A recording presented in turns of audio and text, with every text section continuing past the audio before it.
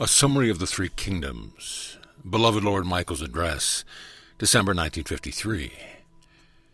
Hail, children of God, living, breathing fire beings, representative of the three great kingdoms, guardian spirits from other stars and planets, angels wearing the robes of flesh, elementals presenting incarnate to help the evolution of the race, and earthlings too.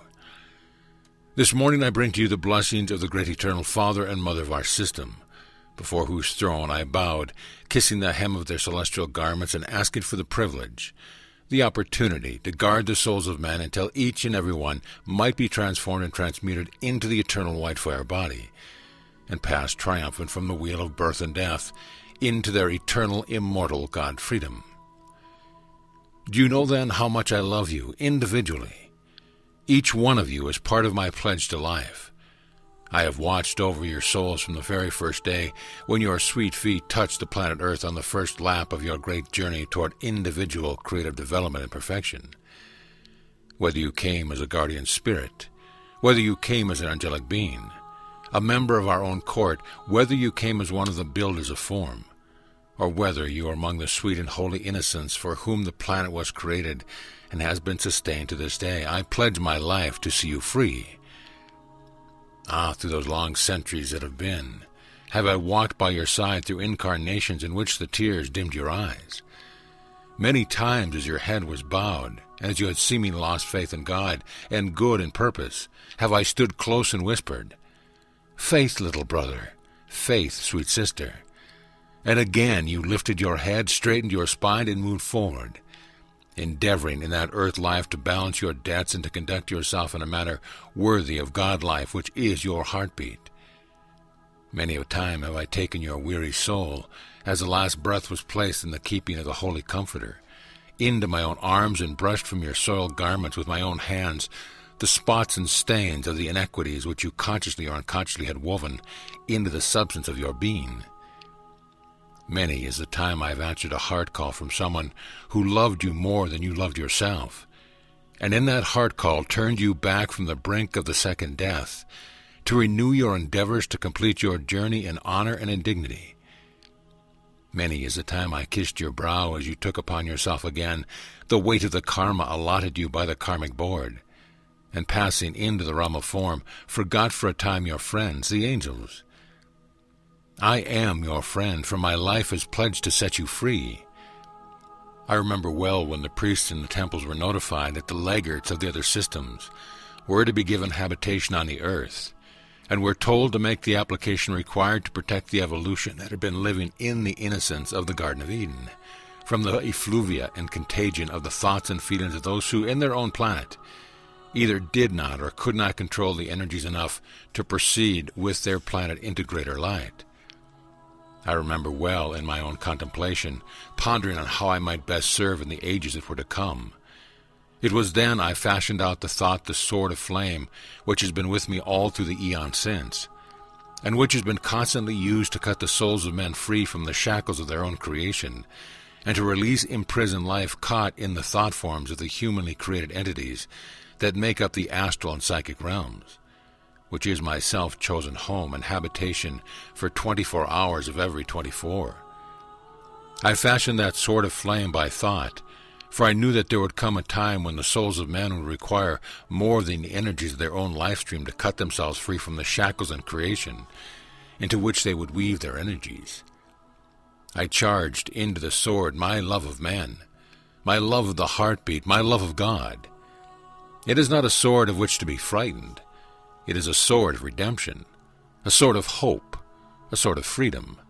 And when the last soul has passed over the bridge into eternal light, when the last book of record has been closed and sealed, when the ascension of the last life stream is completed, and every tiny electron that is presently functioning in distorted form is again redeemed and returned to the sun, that sword will be no more. Then we shall sing our hallelujahs together, glory to God in the highest, and glory be to the light in the hearts of free men. May I bring to you, as it has been assigned to me by the great Lord Maitreya, a certain understanding of the angelic kingdom. As my illustrious predecessors upon your gracious platform have said, how to describe the activities of the angels in a few short moments that we could be together, but I shall try. Within man is the kingdom of the mind, where the elementals, responding to thought, become to form which is designed within the consciousness. Within man is also the great emotional world, which is the very kingdom of the angels, to which they respond, amplifying every virtue, every tiny pulsation of hope, purity, peace, or kindness generated within the feeling world. The mind is the magnetic center for the elemental kingdom. The feeling world is the magnetic center for the angelic kingdom. Within mankind, one day, both shall be blended consciously, and man will be master through controlled energy in the feelings coupled with definitely directed thought. That is why it is said that man is a bridge between the two great kingdoms. The bridge will one day unite the three kingdoms again in worship, in service, in evolution, and in God happiness for eternity. The great angelic kingdom came to your planet Earth primarily as protectors, as amplifiers of the virtues of God. They came after the darkness had begun to gather around your planet to bring within their shining bodies the remembrance of those God qualities from the heart of the eternal. They stand yet within the auras of men and women who are enmeshed in their own human creations, and through the power of radiation, help them to continue to place one foot before the other, moving onward and upward until the cosmic day dawns, when more help can be given to this evolution, and the sacred fire called forth will redeem the mass accumulation of effluvia in the astral and psychic realms. As the beloved Mahakohan described to you recently, the elementals learn and evolve through imitation and controlled obedience. These small intelligences, the elementals, grow into devas and build as a form, into the great spirits that control mountains and hold them in their divine pattern. They evolve into great Elohim, creating planets and systems, and may even become silent watchers of a universe or a galaxy. The angels evolve primarily through the control of radiation. They learn through the control of energy to become cherubim, seraphim, archangels, and finally great beings that guard and protect planets, galaxies, and large systems of worlds. The beloved Archangel Jophiel in his temple works with the angelic kingdom much in the same manner that the beloved Venetian works with the elemental kingdom. The small angels are taught how to draw radiation, how to emulate a feeling. The deva or teacher in charge radiates a feeling, we will say a faith. The color and power of this quality passes out from his body and is instantly recreated in the feeling worlds of the little angelic beings, who disport themselves in it, and like the bees in clusters around a flower enjoying its nectar, they absorb the quality of the virtue, laugh in it, and are joyous. As they grow, they go just a little way from the temple, and the quality of the virtue passes out from their bodies without any restraint or control, making little sparkles of light, of quality and color, in the atmosphere, something similar to the sparklers that are used in the celebration of your great Independence Day. As they learn to hold within their bodies the quality under assignment for a longer period of time, they are evolving in controlled energy. They are then assigned to a ceremonial deva or some experienced member of the angelic kingdom who is about to proceed into the lower atmosphere of the earthlings. They are asked to hold the quality of faith in this instance within themselves until the directing angel points out some life streams who are in need of faith, and thus they sally forth on their mission. Sometimes they are able to hold the radiation for a prescribed period, and sometimes they are not. It is not too important in the beginning, but if they are able to follow through, they will come down into the atmosphere of earth, and the silent watchers of a city will direct them to a home where perhaps a mother watches by a sickbed, or where there's an individual in distress of some kind. He will then instruct the little angel to release the quality it is holding within its consciousness into the feeling world of the needy one, and thus render the service for which it was created. The faith of the angel is its gift to the human being. The human being feels the angel's presence in a surge of new hope, of confidence, but he neither sees nor knows his little celestial visitor, and the latter, its mission accomplished, rushes back quickly to the protective aura of its director, the whole contingent finally speeding back to the sun or temple from which they issued forth. The angels grow in this wise until they become invested with enough control of energy to be giving the keeping of care of a home, a church, a hospital, or an asylum of some kind. There they remain, drawing down the energy of the Godhead to bless their charges, weaving out of the energy of the inhabitants thereby whatever prayers come forth, the people thus, perhaps unconsciously, giving back a balance and blessing for God's love and light. You see, the angelic kingdom is concerned primarily with bringing the gifts of God, and they are one-pointed in the extreme.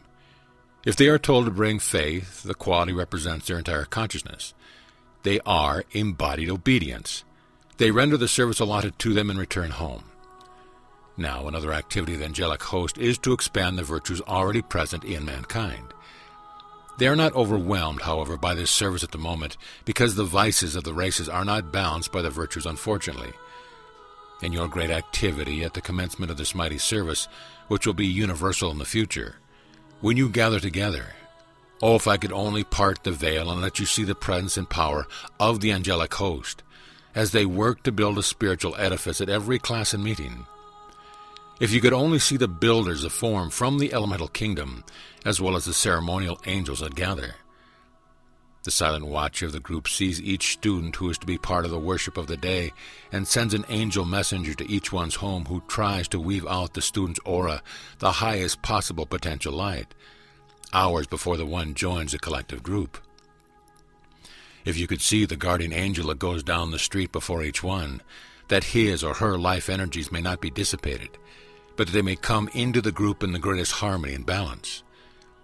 If you could see the great builders of form who makes the pattern for the particular activity of the night or the morning worship.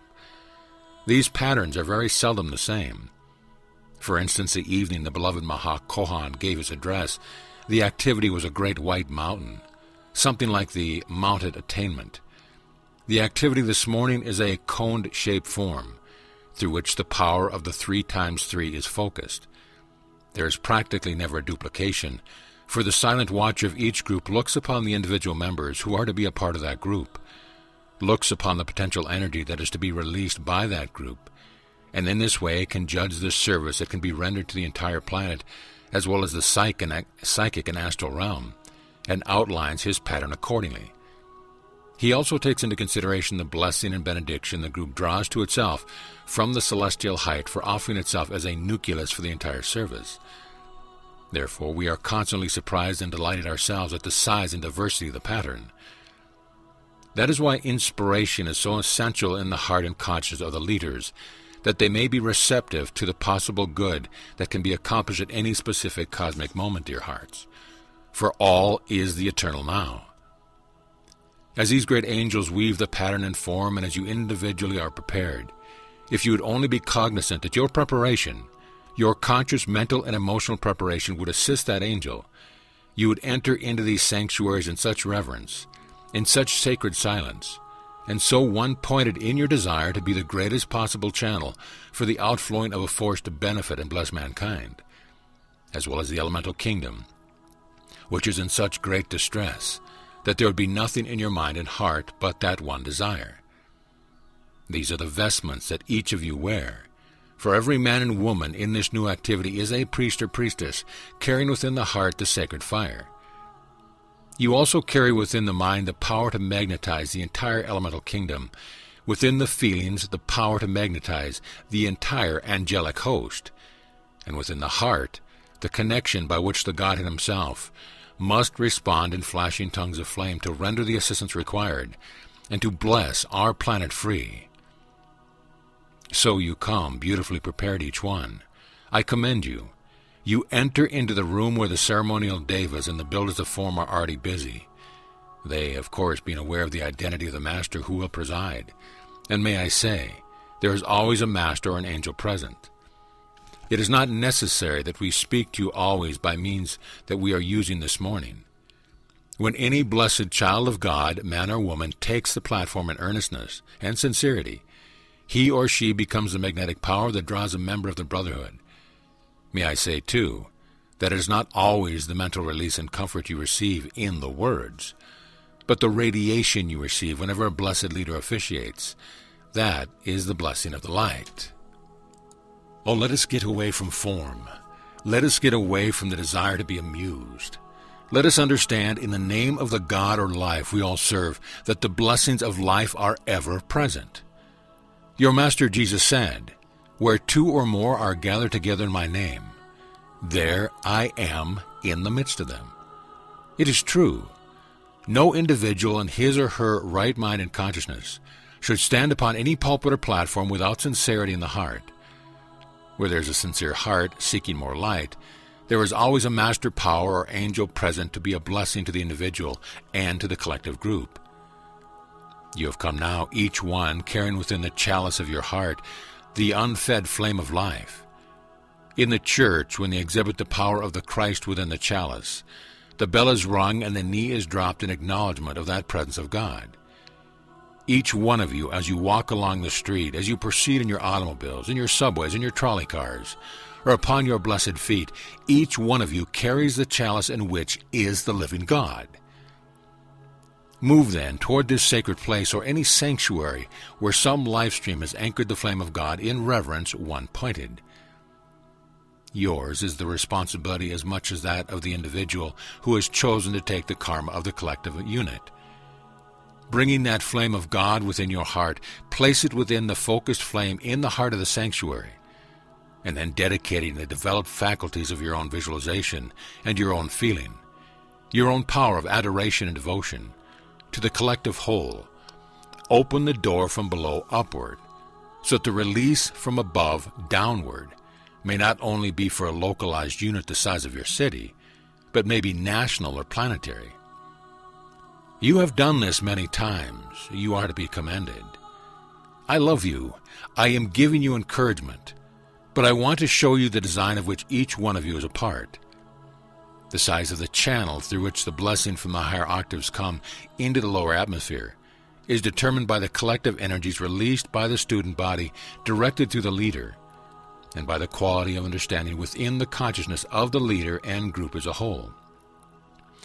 If you have an upward reaching of invocation the size of a quarter, you have a downpouring of blessing of similar size. If you have an invocation the size of a city, you have the downpouring and a blessing the size of a city. Do you see? May I point out that it is not the volume of sound, but the quality of consciousness that determines the blessing. May I also point out that there is complete freedom given in the drawing forth of the energies from the collective group according to the feeling within the heart of the director of the hour. But the contribution of the energies of the group is essential, not only for the blessing of the individual part, but for the collective blessing of the planet as well. This morning the Elohim have come, the Devas and builders of form that create your great mountain ranges, the God of every mountain range in America, north, south, and central, the elemental kingdom, the silent watcher of the planet. These beings have all come. And why? Because your hearts are magnets. Within that flame is a power that cannot be denied by life. You have chosen to call forth a blessing to life, and these beings have responded. They stand at attention, their energies controlled and directed through you individually and collectively. Until at the close of our address we allow them freedom, and they shall go south to Antarctica, north to the pole, east and west until they meet, carrying the blessing from each of your hearts who have chosen to be part of this service. When you have placed your flame within the flame in the heart of the room, you have done exactly what Sanat Kumara did when he placed the brazier with the unfed flame from Shambhala within the heart of the Liberty Flame at Marseille.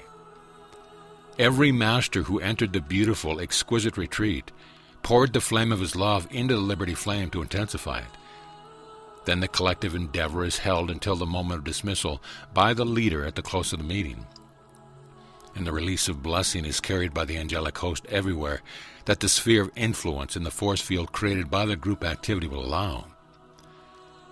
We have not yet brought out the beauty and perfection that shall come when the angels, elementals, and men worship together. But those of you who are leaders, will you remember before you close your meeting to give the release to the beings who have served and who are gathered there, audibly requesting them to go and carry the blessing out of that class everywhere.